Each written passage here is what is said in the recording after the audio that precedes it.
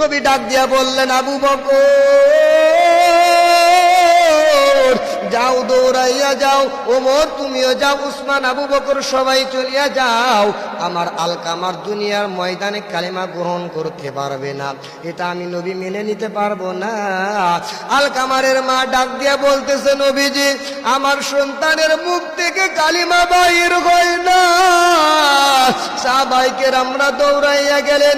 সাহাবায়ে কেরাম এত চেষ্টা করতেছেন কালিমা পড়ার জন্য, কালিমা শেখানোর জন্য, কিন্তু আলকামারের জবান থেকে কালিমা বাহির হইতেছে না। নবী ডাক দিয়া বললেন, আবু বকর তোমরা কি করলা? দুনিয়ার ময়দানে এমন কোন মা নয় সন্তানের বিপদ হইলে মা দৌড়াইয়া যায় না। আর এমন কোন বাবা নাই সন্তানকে আপনি মারতেছেন, আপনার বাবা চিলের মতো খপ করে দৌড়াইয়া যাইয়া বলতেছে, আমার সন্তানকে মারিস না। এই সন্তানের জন্য আমি বাবা কতই না কষ্ট করেছি, এই সন্তানের জন্য কতই না আমি বাবা পরিশ্রম করেছি। দুনিয়ার ময়দানে যদি কোনো সন্তানকে কেউ প্রহার করত, বাবা চিলের মতো খপ করে ধরে ফেলতো। দুনিয়ার ময়দানে মা যদি দেখতো আমার সন্তানকে কেউ মারধর করতেছে, মা কখনো মেনে নিতে পারতো না। কথা বলেন ঠিক কিনা? দুনিয়ার এমন কোন মা নাই সন্তানের সামনে, মার সামনে সন্তানকে পুরাইবে। এরে আল্লাহর গোলাম নবীর আশিক উম্মতের দল, আলকামারকে যখন লাকড়ি দিয়া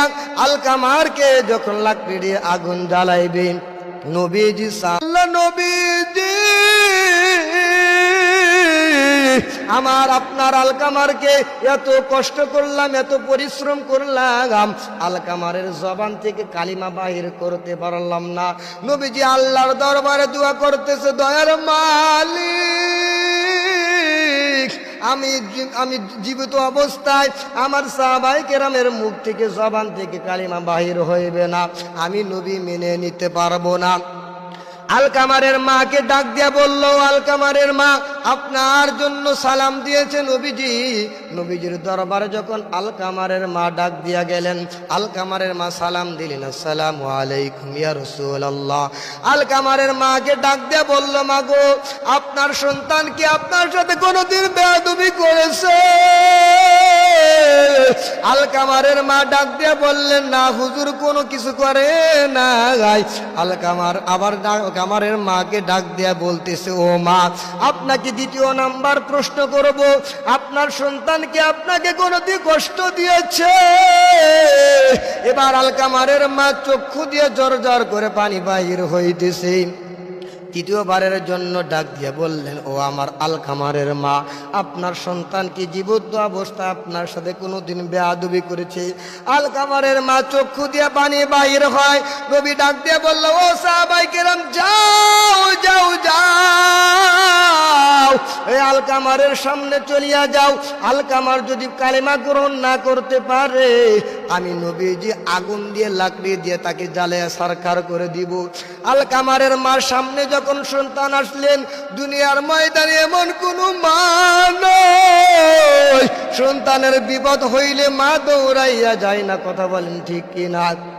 দুনিয়ার এমন কোন বাবা নাই সন্তানকে আপনি মারতেছেন, আপনার বাবা চিলের মতো খপ করে দৌড়াইয়া যাইয়া বলতেছে, আমার সন্তানকে মারিস না। এই সন্তানের জন্য আমি বাবা কতই না কষ্ট করেছি, এই সন্তানের জন্য কতই না আমি বাবা পরিশ্রম করেছি। দুনিয়ার ময়দানে যদি কোনো সন্তানকে কেউ প্রহার করত, বাবা চিলের মতো খপ করে ধরে ফেলতো। দুনিয়ার ময়দানে মা যদি দেখতো আমার সন্তানকে কেউ মারধর করতেছে, মা কখনো মেনে নিতে পারতো না। কথা বলেন ঠিক কিনা? কথা বলেন ঠিক কিনা? দুনিয়ার এমন কোন মা নাই সন্তানের সামনে, মার সামনে সন্তানকে পুরাইবে। এরে আল্লাহর গোলাম নবীর আশিক উম্মতের দল, আলকামারকে যখন লাকড়ি দিয়ে আগুন জ্বালাইবে, নবীজি সার করলেন, আমার আলকামারকে আমি আগুন দিয়ে পুড়ে সারখার করে দিব।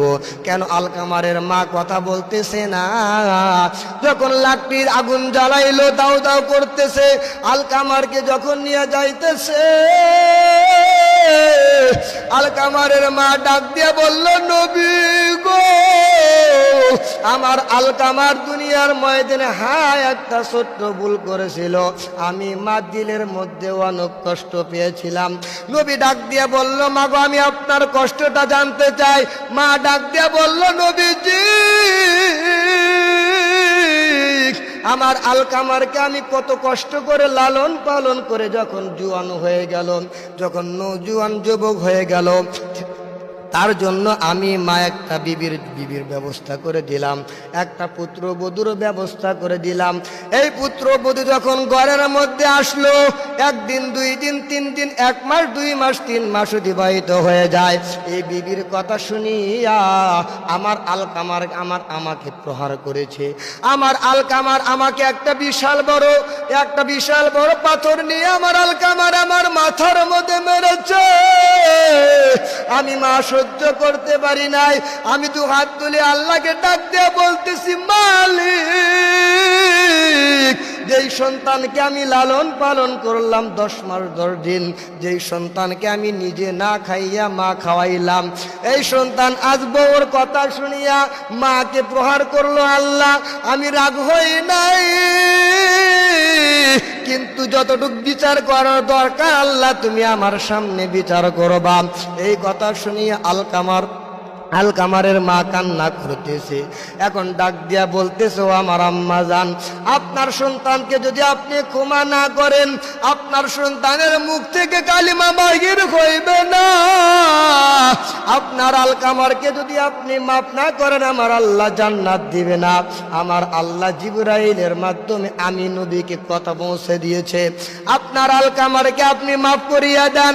আলকামারের মা কান্না করে ডাক দিয়ে বলল, নবী,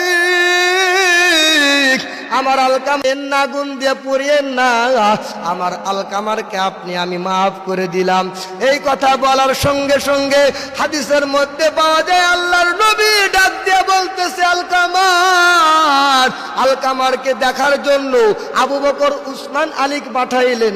ডাক দিয়া বলতেছে, ওসমান আলী, এখন দেখো আলকামারের মুখ থেকে, জবান থেকে কালিমা বাহির হইতেছে কিনা। আলকামারের মা কিতাবের মধ্যে পাওয়া যায়, হাদিসের মধ্যে পাওয়া যায়, আলকামারের মা যখন মাফ করতে দেরি হয়, আমার আল্লাহ আলকামারের জবান থেকে কালিমা বাহির হইতে দেরি হয় না। সুবহানাল্লাহ। আল্লাহ আল্লাহ কেমন মুবারক নাম হয়, আল্লাহ আল্লাহ আশিকু কা কাম হয়।